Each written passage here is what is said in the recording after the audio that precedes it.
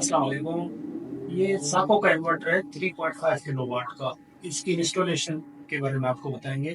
ये इन्वर्टर इस वक्त ऑन है और ये इसका बैटरी ब्रेकर है और साथ में ये सोलर का के लिए ब्रेकर लगाया हुआ है। एक सेलेक्टर स्विच है कि इलेक्ट्रिक पे करना है या सोलर पे करना है।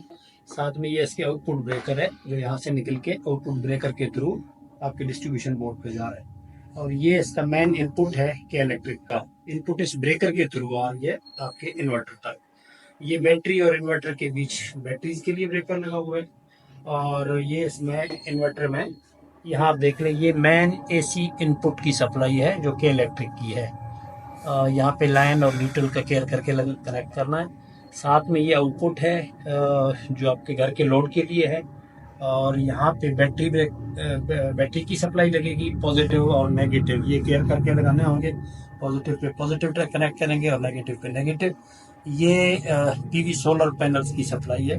6 पैनल लगे हुए सीरीज में, उनकी सप्लाई यहाँ एहतियात से लगानी होगी, पॉजिटिव के साथ पॉजिटिव और नेगेटिव के साथ नेगेटिव। ये इस ब्रेकर के थ्रू बैटरी की सप्लाई है। बाकी ब्रेकर्स आपको बता दिए हैं। ये साको का बड़ा रिलायबल एक इन्वर्टर है। ये एलसीडी डिस्प्ले है। इसके बारे में बताऊं, ये इनपुट वोल्टेज इस वक्त एसी के आ रहे हैं 230 और 40 के बीच, 240 के करीब। और ये सोलर का सिंबल है। ये एसी सप्लाई है आपकी यूटिलिटी की या के इलेक्ट्रिक की। ये इन्वर्टर ऑन है, ये इसका रेक्टिफायर और ये इन्वर्टर और ये बैटरी इस वक्त फुली चार्ज है। और ये लोड है, लोड इस वक्त 25% के करीब है। ये आउटपुट वोल्टेज है 240 के करीब। और इस वक्त लोड जो चल रहा है वो सोलर सिस्टम पे चल रहा है। अगर सोलर रात का वक्त हो, सोलर पे ना हो या क्लाउडी हो वेदर, तो ऊपर बाईपास लिखा हुआ आएगा ऊपर वाली लाइन पे, जबकि इलेक्ट्रिक पे ट्रांसफर होगा यहाँ बाईपास आएगा। तो रात के वक्त ये इन्वर्टर ऑफ हो जाएगी, ये सप्लाई एसी का देके यहाँ बाईपास के थ्रू आपकी लोड की तरफ ये ट्रांसफर कर देगा। ये इसमें 3 मैंने इंडिकेशंस हैं। ये एसी इस वक्त ऑन है, ग्रीन आपको सिग्नल आ रहा है। और ये इसकी चार्जिंग का भी ग्रीन है, बैटरी फुली चार्ज है और इसलिए ग्रीन है ये। और साथ में ये इसके फॉल्ट कोई आ जाए तो उसके लिए इंडिकेशन है।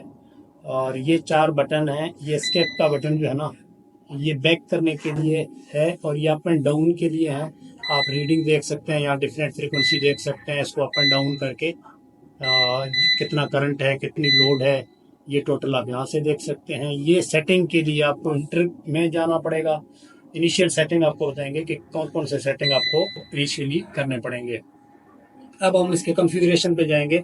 सेटिंग के लिए आप इसको 3 सेकंड के लिए इंटर को दबा के रखेंगे।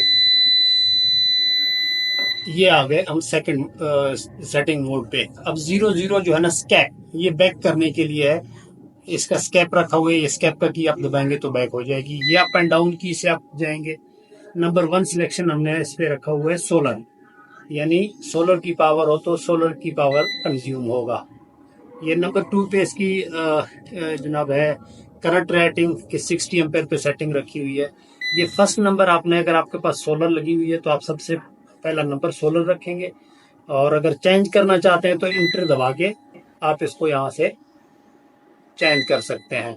ये स्टैंड बाई बैटरी और फिर यूटिलिटी, मतलब सोलर बैटरी और फिर यूटिलिटी। एस मतलब solar, B battery, U utility. पहले पे सोलर पे चलेगा, फिर बैटरी पे जाएगा, फिर यूटिलिटी पे जाएगा।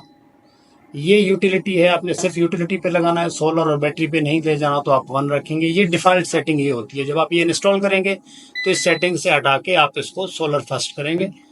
सोलर फर्स्ट करके आप इसको इंटर दबाएंगे तो ये सेव हो जाएगी। ठीक है जी।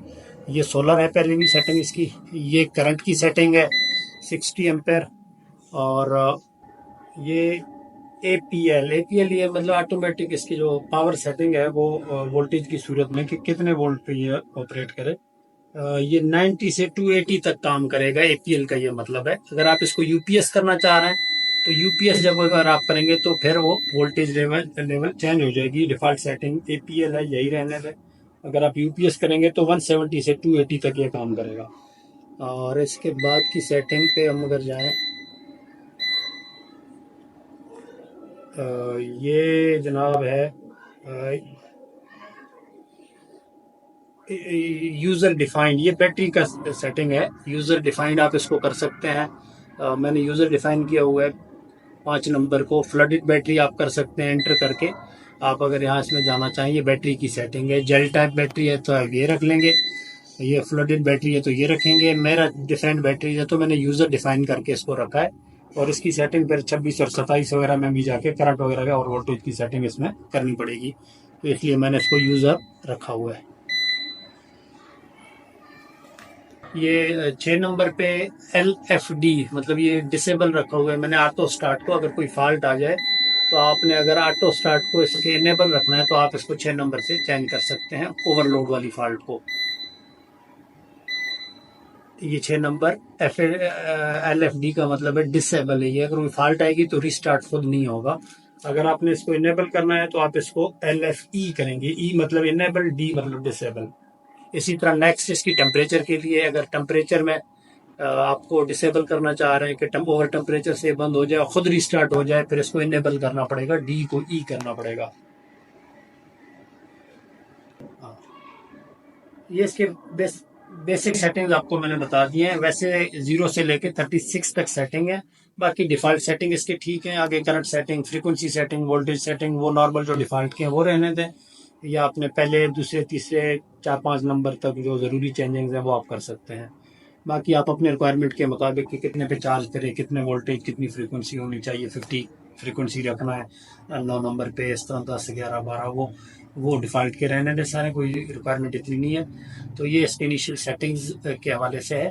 अगर इसमें कोई फॉल्ट आ जाए तो इसमें टैग नंबर आ जाएगी, ये अलार्म आ जाएगा, तो आप इसके मैनुअल से देख लेंगे कि कौन सा फॉल्ट है, तो वहाँ से जाके आप इसको रेक्टिफाई कर सकते हैं टैग उसके नंबर से, फॉल्ट के नंबर से। तो ये था आज का video. Thank you very much.